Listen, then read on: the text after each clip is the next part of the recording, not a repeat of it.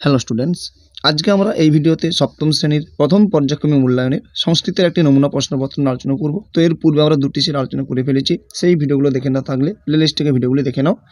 তো আজকে আমরা সেট 3 নিয়ে আলোচনা করব। তো স্টুডেন্টস, গলার শটটি আজকে খুব খারাপ রয়েছে, কিন্তু তোমাদের সামনে পরীক্ষা রয়েছে তাই ভিডিওগুলো দিচ্ছি। তো গলার শটটি তোমরা কনসিডার করবে। তো তোমরা এই সাজেশনগুলো ফলো করতে থাকো, কারণ এই সাজেশনগুলো দেখলে অবশ্যই তোমরা পরীক্ষাতে এখান থেকে প্রশ্নগুলো কমন পেয়ে যাবে। তো একে দাগে বলেছে, দেখো সংস্কৃত প্রতিশব্দ লেখো, যে কোনো 5টি 5 নাম্বার। তো প্রথম প্রশ্ন বলেছে বিড়াল।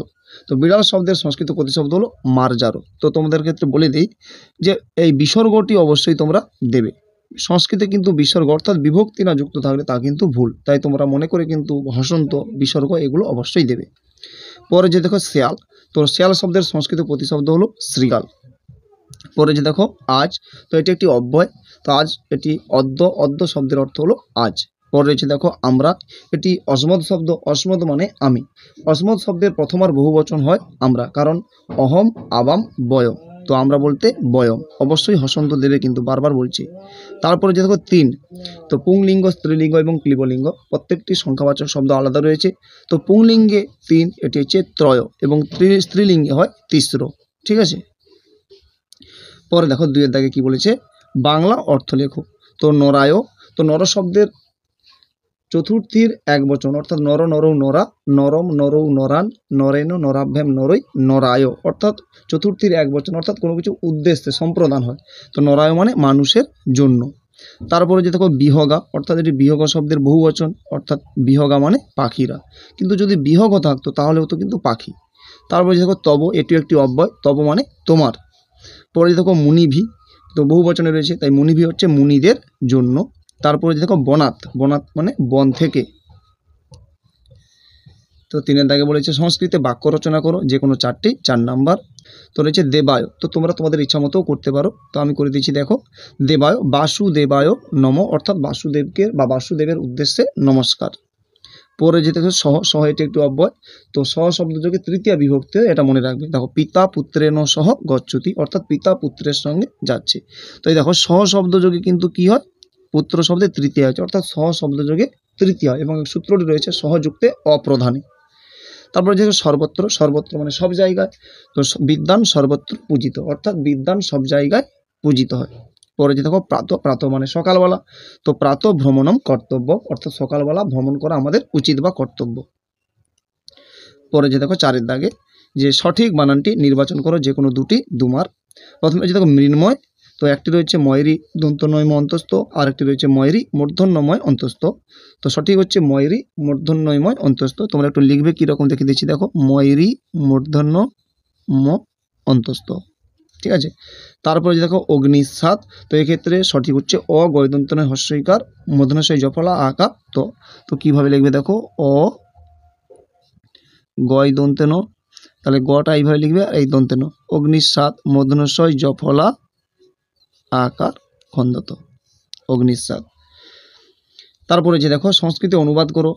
তো এই পোর্শনটি তোমাদের জন্য খুবই গুরুত্বপূর্ণ, এবং এই পোর্শনটি তোমাদের জন্য খুব কঠিনও বলে মনে হয়, কিন্তু এমন কোনো কঠিন নয়। তোমাদের জানতে হবে শব্দরূপ, ধাতুরূপ এবং কারক জানতে হবে। আর একটা কথা মাথায় রাখতে হবে যে কর্তা যেই লিঙ্গ যেই বিভক্তি যেই বচন হয়, ক্রিয়াপদ সেই লিঙ্গ সেই বিভক্তি সেই বচন হয়। তো এখানে দেখো বলছে যে আমরা পড়ছি, তাহলে এখানে কর্তাকে আমরা, এবং কর্তায় কি প্রথমা বিভক্তি হয়, তাহলে এখানে কর্তা আমরা এবং বহু বচন, তাহলে অসমদ শব্দের প্রথমার বহু বচন করতে হবে আমাদেরকে। অসমদ শব্দের রূপটি কেমন হয়, অহম আবাম বয়ম। তাহলে এখানে দেখো বয়ম করেছি। এইবার দেখো ক্রিয়াপদ কোনটা, পঠামো। তাহলে পঠামো ক্রিয়াপদটি কোন পুরুষ আমাদেরকে দেখতে হবে, তার আগে যে বয়ম কোন পুরুষ। তাহলে বয়ম কোন পুরুষ, বয়ম মানে আমরা, তাহলে আমরা নিশ্চয়ই উত্তম পুরুষ এবং বহু বচন, তাহলে আমাদেরকে কিন্তু ক্রিয়াপদও কিন্তু সেই উত্তম পুরুষ এবং বহু বচন করতে হবে। তো পড়ছি, এটি কোন লকার, এটি হচ্ছে লট লকার মানে বর্তমানকাল।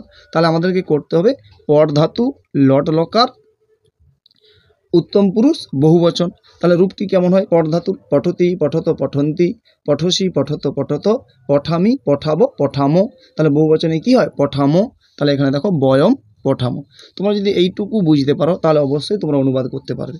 তারপর হচ্ছে দেখো 3 জন বালক। তো 3 জন এটি একটি বিশেষণ। তাহলে বালক বলতে কি 3 জন বালক মানে বহুবচন। তাহলে বালক শব্দ নর শব্দের মতো হবে, নর শব্দের বহুবচন, নর নরৌ নরা। তাহলে এখানে কি করেছি বালকা।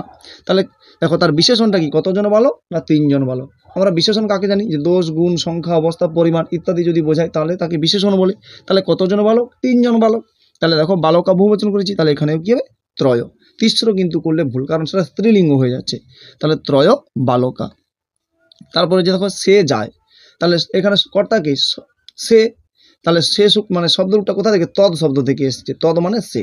তাহলে স তৌতে তম তৌ তান তেন তাভ্যাম তাভি এইরকম হয়। তাহলে তোমরা কি সে মানছে স, এবং যায় মানে কি যাচ্ছে বর্তমান কাল। তোমাদের কিন্তু দুটি রয়েছে, লট লকার আর লিড লকার, আর বাকি 3টি লকার তোমাদের করতে হবে না। লকার কিন্তু তোমাদের 10টি, কিন্তু তোমাদের জন্য কেবলমাত্র 2টি রয়েছে, লট আর লিড। লট মানে বর্তমানকাল আর লিড মানে ভবিষ্যৎকাল। তো সে যায়, স গচ্ছতি মানে যায়, গম ধাতু লট লকার তি গচ্ছতি। তারপরে দেখো নির্মল আকাশ। তো নির্মল আকাশ, তো নির্মল আকাশটা কি বিশেষ্য। তাহলে আকাশের সংস্কৃত শব্দরূপ হচ্ছে বা প্রতিরূপ হচ্ছে গগন। তাহলে দেখো নির্মল কি দিয়ে প্রশ্ন করলে আমি কর্ম পাই, এবং কর্মে কি বিভক্তি হয়, দ্বিতীয় বিভক্তি হয়, এই জন্য দেখো গগনম। তাহলে কেমন গগন, নির্মল গগন। নির্মলটা তার বিশেষণ, অর্থাৎ গগনমে আমি যেরকম করেছি নির্মলমে আমি তেমন করব। তাহলে কি লিখবো, নির্মলম গগনম। এইটুকু কথা আমার মাথায় রাখবে যে কর্তা হচ্ছে যেই লিঙ্গ, যেই বিভক্তি, যেই বচন হবে, ক্রিয়াপদ সেই লিঙ্গ সেই বিভক্তি সেই বচন হবে, এবং বিশেষণও সেই লিঙ্গ সেই বিভক্তি সেই বচন হবে। এ বিষয়ে একটা তোমাদের সংস্কৃত সুন্দর শ্লোকও রয়েছে, বিশেষস্য হি জল লিঙ্গ বিভক্তি বচনে চজে তানি সর্বাণি যোজ্জানি বিশেষণ পদেশ্বপি। তারপর 6 দায় কি বলছে দেখো, শব্দরূপ নির্ণয় করো। তো শব্দরূপ ধাতুরূপ তোমাদের জন্য খুবই গুরুত্বপূর্ণ। তো প্রথমে বলছি দেখো নর শব্দের ষষ্ঠীর বহুবচন। তো নর শব্দ তোমাদের বলে দিচ্ছি যে তোমাদের স্কুলে যে শব্দরূপগুলো করবে অবশ্যই তোমরা ভালো করে দ্বিতীয়ার বহুবচন, ষষ্ঠীর বহুবচন, সপ্তমীর বহুবচন এবং চতুর্থী এবং তৃতীয়ার একবচন, এই কয়েকটা খুব ভালো করে মনে রাখবে, কারণ তোমাদের ম্যাক্সিমাম প্রশ্ন এখান থেকেই হবে। তার মধ্যে বলে দিচ্ছি যে দ্বিতীয়ার বহুবচন এবং ষষ্ঠী ও সপ্তমীর বহুবচন, এই 3টি তোমরা খুব ভালো করে করবে। ম্যাক্সিমাম প্রশ্ন কিন্তু এই 3টি জায়গা থেকেই হয়ে থাকে। তাহলে কি বলছে দেখো নর শব্দের ষষ্ঠীর বহুবচন। তো তোমরা অবশ্যই ডেকে ডেকে লিখবে, কারণ না হলে ভুল হয়ে যাবে। তো নর শব্দের ষষ্ঠীর বহুবচন হয় দেখো নর নরৌ নরা, নরম নরৌ নরান, নরেন নরাভ্যাম নরৈ, নরায় নরাভ্যাম নরেভ্য, নরাত নরাভ্যাম নরেভ্য, নরস্য নরয় নরানাম। তাহলে ষষ্ঠীর বহুবচন হয় কি নরানাম। তো অবশ্যই তোমরা মূর্ধন্য লিখবে এবং লাস্টে ময় হসন্ত অবশ্যই দেবে। তারপরে যে দেখো মুনি শব্দের সপ্তমীর বহুবচন। তো মুনি শব্দের সপ্তমীর বহুবচন তোমরা অবশ্যই ডেকে ডেকে করবে, যে মুনি মুনি মুনয়, মুনি মুনি মুনিন, মুনিনা মুনিভে মুনিভি, মুনয়ে মুনিভ্যে মুনিভ্য, মুনে মুনিভ্যে মুনিভ্য, মুনো মুন্ন মুনিনাম, মুনয় মুন্ন মুনিসু। তাহলে সপ্তমীর বহুবচন হয় কি মুনিসু।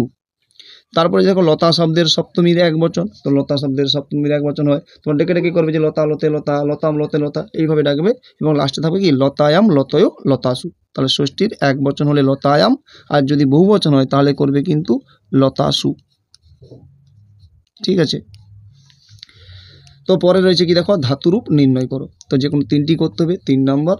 তো তোমাদের লড লকার এবং লিড লকার রয়েছে, তাই বেশি করতে হবে না, লড আর লিড এই দুটোই করবে। তো এর নিয়ম আছে তি ত সন্তি শীত হস্থ মি বস বস, এগুলো আমরা অন্য একটি ভিডিওতে আলোচনা করব, ভিডিও বড় হয়ে যাবে।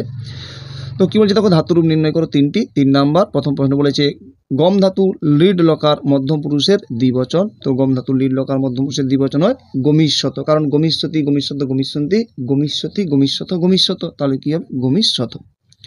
তারপরে যে দেখো পট লিড মধ্যম পুরুষ একবচন। তো পট ধাতু লট লকার রূপে পঠতি পঠত পঠন্তি। তো মধ্যম পুরুষ একবচন বলেছে, তাহলে পঠতি পঠত পঠন্তি, পঠসি পঠত পঠত, তাহলে একবচন হবে পঠসি। তো তোমরা কিন্তু ডেকে ডেকে করবে, না হলে কিন্তু গুলিয়ে ফেলবে। তারপরে যে দেখো বদ ধাতু লট উত্তম পুরুষের একবচন। তো বদ ধাতু লট বদ ধাতু রূপে বদতি বদত বদন্তি, বদসি বদস বদস, বদামি বদামো বদামো, তাহলে কি হবে বদামি। তো এই ভিডিওতে এই পর্যন্ত। পরবর্তী ভিডিওতে আমরা পরবর্তী একটি সাজেশন নিয়ে আলোচনা করব, তাই চ্যানেলটিতে নতুন হলে অবশ্যই চ্যানেলটিকে সাবস্ক্রাইব করে নাও এবং ভিডিওটিকে একটি লাইক করে তোমার বন্ধুদের মধ্যে শেয়ার করে দাও। এবং যদি তোমাদের কোনো ভিডিও প্রয়োজন হয় তাহলে অবশ্যই তোমরা কমেন্ট করে জানাও। ধন্যবাদ।